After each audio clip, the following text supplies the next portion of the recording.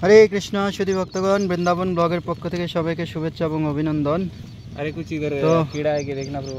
গোপাল কৃষ্ণ মহারাজের সমাধির পরপর আমরা তার পরের দিনে আজকে 7ই মে 2024 আমরা এখানে এসেছি যমুনার তটে।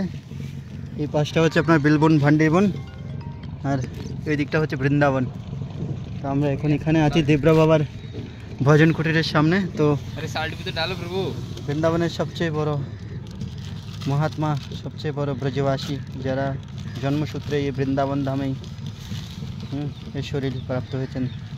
তো প্রথমবারের মতো আমরা আজকে একটি বাঁদরের এখানে ওনার সেবা কার্যে যুক্ত হয়েছি সমাধিতে।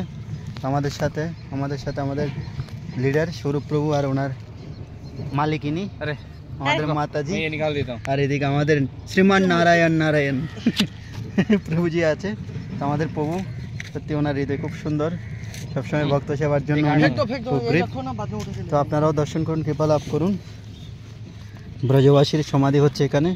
বৃন্দাবনের যারা বাঁদর আছে, কোনো কারণবশত তারা শরীর ছাড়ে, তো ওনাদের সমাধি দর্শন করুন, কৃপা লাভ করুন। জয় যমুনা মাতা কি জয়। প্রচুর পরিমাণে রোদ পড়ছে এখানে।